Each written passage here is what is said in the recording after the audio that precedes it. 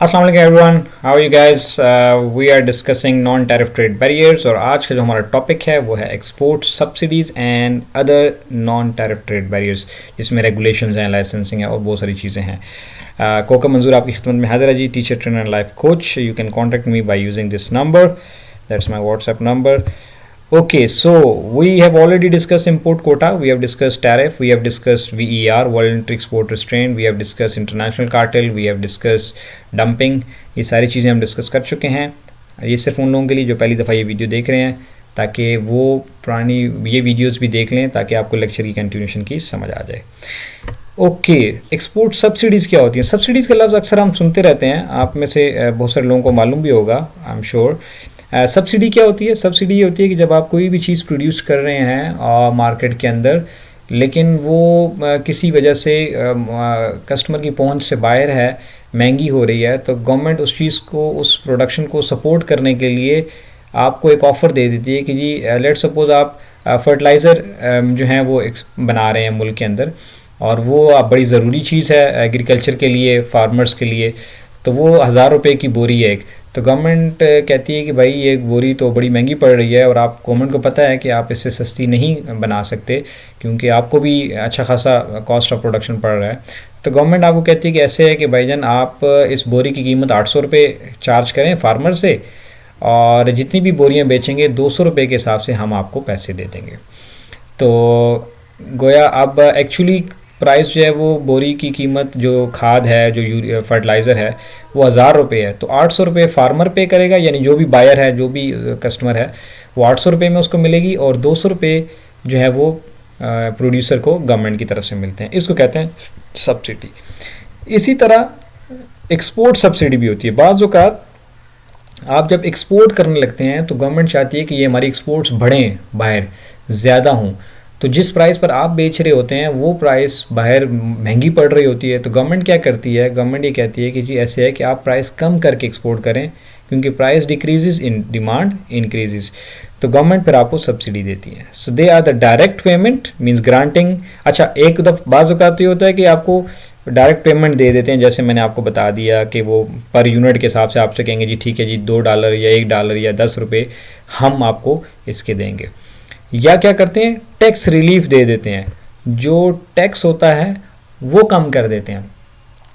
कि आपको मिसाल के तौर पे एक्सपोर्ट के ऊपर $10 का टैक्स पड़ रहा था, तो ऑब्वियसली वो आप प्राइस में ऐड करेंगे। तो गवर्नमेंट क्या करती है? गवर्नमेंट एक्सपोर्ट बढ़ाना चाह रही होती है, तो गवर्नमेंट ये कहती है चलें ठीक है जी, आप इस चीज़ की एक्सपोर्ट करें, हम चाहते हैं कि हमारी ये प्रोडक्ट जो है ये बाहर एक्सपोर्ट हो, तो हम आपके साथ ये फेवर करते हैं कि हम आपसे टैक्स नहीं लेंगे या आधा लेंगे।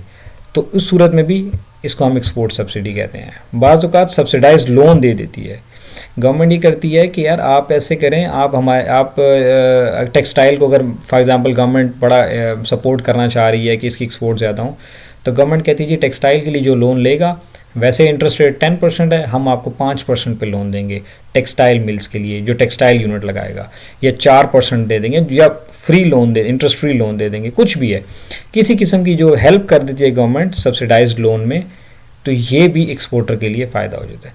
तो ये क्या है? They are the direct payment या टैक्स रिलीफ या subsidize loan to the nation exporters. वो एक्सपोर्टर्स को गवर्नमेंट हेल्प करती है, क्या करती है, क्या करे, ताकि to foreign buyers to stimulate the nation export, ताकि आपकी जो प्रोडक्ट है वो सस्ती बाहर बिके, मींस कम प्राइस पे हो, ताकि ज़्यादा से ज़्यादा लोग ख़रीदें। जितने ज़्यादा लोग एक्सपोर्ट आपकी ख़रीदेंगे, इतना मुल्क को भी फ़ायदा होगा, आपको भी फ़ायदा होगा। तो ये कॉन्सेप्ट है एक्सपोर्ट सब्सिडीज़ का। अब हमारी गवर्नमेंट तो ये करेगी फॉर एग्जांपल, ठीक है, तो एक्सपोर्ट सब्सिडी होगा क्या ऐसे? इसको जो जिस मुल्क को हम एक्सपोर्ट कर रहे हैं उस मुल्क के लिए एक तरह से डंपिंग हो जाएगी, क्योंकि जो चीज़ हम मिसाल के तौर पे 10 रुपये पे बना के बेच रहे थे, गवर्नमेंट ने मुझे लोन में भी इंटरेस्ट कम कर दिया, मुझे टैक्स में भी कम कर दिया, मुझे और भी हेल्प कर दिया। अब वही चीज़ मैं 9 रुपये में बाहर बेच रहा हूँ, बजाय $10 के 9 में बेच रहा हूँ, तो प्राइस चूँकि कम हो गई है, तो वो उस मुल्क के लिए जिसको मैंने एक्सपोर्ट किया है, वो जो इम्पोर्टिंग कंट्री है उसके लिए डंपिंग बन रही है। वो इसको काबू करने के लिए क्या करेंगे? वो काउंटरवेलिंग ड्यूटीज़ लगा देंगे, यानी इस डंपिंग के ऊपर ड्यूटी लगा देंगे, यानी इस एक्सपोर्ट के ऊपर ड्यूटी लगा देंगे, ताकि मेरी कीमत जो 9 रुपये थी वो एक बार फिर 10 रुपये हो जाए। so are often imposed on imports to offset the export subsidy by the foreign government. तो हम मेरी गवर्नमेंट ने मुझे सपोर्ट किया कि हमारी एक्सपोर्ट बढ़ जाए, तो उसने मुझे टैक्स में भी रिलीफ दे दिया या इंटरेस्ट में रिलीफ दे दिया या वैसे कोई और रिलीफ दे दिया, तो अब मैं कम कीमत पे एक्सपोर्ट कर रहा था. अब उधर क्या हुआ, उस मुल्क ने मेरे पे एंटी डंपिंग ड्यूटीज़ लगा दी, क्योंकि ये उन्होंने अपने ट्रेड बैरियर्स इम्पोज कर दिए. हमारे वाले ने कोशिश की कि एक्सपोर्ट बढ़ जाए, लेकिन उधर वो एक तरह की डंपिंग हो रही थी इन ए सेंस, क्योंकि सस्ती चीज़ जा रही थी. डंपिंग को आप देख लें, अच्छा अगर आपने पहली वीडियो नहीं देखी तो पहले डंपिंग वाली देख लें ताकि आपको समझ आ जाए कि मैं क्या कह रहा हूँ. तो वहाँ पे डंपिंग हो जाएगी, तो वो उन्होंने डंपिंग को काबू करने के लिए, उसको कंट्रोल करने के लिए, रिस्ट्रिक्ट करने के लिए उन्होंने मेरे पे टैक्स लगा दिया. So this is how it effects. So ये है जी एक्सपोर्ट ड्यूटी सब्सिडीज़ का कॉन्सेप्ट. ये देखें, ये है हमारा 10 यूनिट थे, सप्लाई थी, ठीक है, ₹4 पे और $4 पे, और इस वक्त जो जो डिमांड थी वो 10 यूनिट थी, जो सप्लाई थी वो 40 यूनिट थी. क्या हो गया, ये सब्सिडी मिली तो क्या हो गया, आपकी जो डिमांड है वो ज़्यादा हो गई क्योंकि चीज़ें सस्ती हो गई 20 यूनिट के ऊपर, और ये आ गया 35 के ऊपर. तो ये सब्सिडी का इफेक्ट जो है ये इसमें फिर ये नज़र आने लग जाएगा. सो this is how it effects when the price reduces. Subsidy से प्राइस रिड्यूस हो गई तो आपकी जो डिमांड है वो बढ़ गई और सप्लाई जो है वो कम हो गई. इसके अलावा क्या ट्रेड बैरियर्स हो सकते हैं, बहुत सारे हो सकते हैं. मिसाल के तौर पे गवर्नमेंट सेफ्टी रेगुलेशन लगा देती है, यानी गवर्नमेंट ये कह देती है कि जी हमारे मुल्क में सिर्फ वो गाड़ियाँ इंपोर्ट होंगी जिनके अंदर एयर बैग्स होंगे, जिनके अंदर ऑटो ABS ब्रेक सिस्टम्स होंगे, चाइल्ड लॉक होगा या दीगर इस किस्म की जो लाइफ प्रोटेक्शन चीज़ें हैं वो होंगी. अब क्या होगा, बाकी तमाम गाड़ियाँ जिनमें ये चीज़ें नहीं हैं वो इंपोर्ट नहीं होंगी. तो गवर्नमेंट ने ऑटोमेटिकली इंपोर्ट को रिस्ट्रिक्ट कर दिया. अब ना टैक्स लगाया ना कोटा लगाया, कुछ भी नहीं किया, सिर्फ एक रूल पास कर दिया कि सिर्फ ये गाड़ियाँ इंपोर्ट हो सकती हैं. तो क्या हो गया, इंपोर्ट रिस्ट्रिक्ट हो गई. इसी तरह इलेक्ट्रॉनिक्स के बारे में भी कर सकते हैं फलां चीज़ इंपोर्ट होगी और फलां नहीं होगी. जो जिस चीज़ के अंदर इतनी रेडिएशन है, जैसे स्क्रीन्स होती हैं, लैपटॉप है या बाकी चीज़ें हैं, और या कोई मशीन है, अगर वो इतनी रेडिएशन है या उसके अंदर ये एलिमेंट हैं तो हम इसको इंपोर्ट नहीं करेंगे. इस रेंज के अंदर जो चीज़ें हैं वो इंपोर्ट हो सकती हैं. इसी तरह हेल्थ से रिलेटेड है, लेट सपोज अल्कोहल है, गवर्नमेंट कहती है जी अल्कोहल चूँकि अनहेल्दी चीज़ है जिसके अंदर ये एलिमेंट या इतना फलां साल्ट जो है या फलां एलिमेंट इतना इससे ज़्यादा एक्सीड करेगा तो हम इंपोर्ट नहीं करेंगे. So for hygienic production packaging imported goods for food product, specially food से रिलेटेड जो प्रोडक्ट्स हैं उनको कहते हैं. जैसे मिसाल के तौर हाई शुगर है या कोई प्रोडक्ट्स हैं जिसके अंदर बहुत ज़्यादा कोलेस्ट्रॉल है या इस किस्म की चीज़ें हैं, तो गवर्नमेंट कहती है ये हमारे शहरियों के लिए नुकसानदेह है, तो आप ये चीज़ें इंपोर्ट ना करें. जिसके अंदर इतना इस लेवल से ज़्यादा कोलेस्ट्रॉल होगा, इस लेवल से ज़्यादा शुगर होगी या इस लेवल से ज़्यादा फलां एलिमेंट होंगे जो भी फूड से रिलेटेड हैं, तो वो उसको इंपोर्ट. तो अब गवर्नमेंट ने ना टैक्स लगाया, ना कोटा साइन किया, कुछ भी नहीं किया, सिर्फ एक रूल पास कर दिया जिससे ट्रेड रिस्ट्रिक्ट हो गया. इसी तरह गवर्नमेंट ये कहती है कि जी कोई भी ऐसी प्रोडक्ट नहीं आएगी हमारे मुल्क में जिस पे प्रॉपर लेबलिंग नहीं होगी.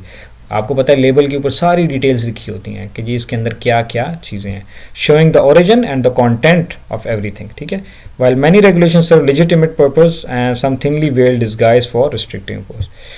तो ये बता रहे हैं कि जी कुछ तो वाकई शहरियों के फ़ायदे के लिए होता है और कुछ पस से पर्दा गवर्नमेंट असल में उस चीज़ को इंपोर्ट को कम करना चाह रही होती है, तो वो ऐसे कवानीन बना देती है कि वो चीज़ इंपोर्ट ही ना हो सके.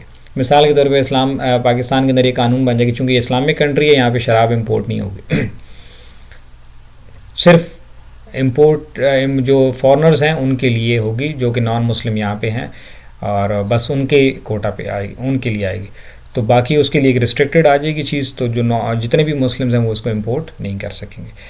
तो other restrictions have resulted the laws of requiring. इसी तरह लाइसेंसिंग के कवानीन सख्त कर सकती है गवर्नमेंट, एक्सपोर्ट के कवानीन हैं, बाकी जो ministry of chamber and commerce से डॉक्यूमेंटेशन प्रोसेस है, इंपोर्ट एक्सपोर्ट की जितनी भी चीज़ें हैं उसको मज़ीद कवानीन को सख्त करके, बैंकिंग लॉज को सख्त करके ट्रेड को रिस्ट्रिक्ट कर सकते. बहुत कुछ होता है. आप कभी किसी एक्सपोर्टर से पर्सनली मिलिएगा, वो आपको बताएगा कितने प्रॉब्लम्स हैं, कितनी मुश्किलात हैं, कितने बैरियर्स हैं जिनकी वजह से इंपोर्ट या एक्सपोर्ट के प्रॉब्लम्स आ रहे होते हैं. So anyway these are the all non tariff trade barriers. Hopefully आपको समझ आ गई होगी। इसके साथ ही हमारा ये चैप्टर भी ख़त्म हो गया, आज का लेक्चर भी ख़त्म हो गया। आपको समझ आई है कॉन्सेप्ट, तो प्लीज़ दूसरों के साथ भी शेयर करें इस वीडियो को। Thank you.